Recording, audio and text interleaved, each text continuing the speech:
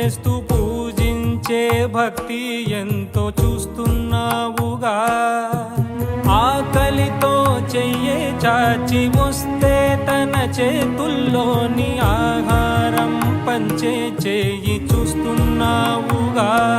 నిన్ను చూడ జనమంతా జగమంతా తిరుగుతారే, సులభంగా నిన్ను చేరే దారెవరు తెలుసుకోరే.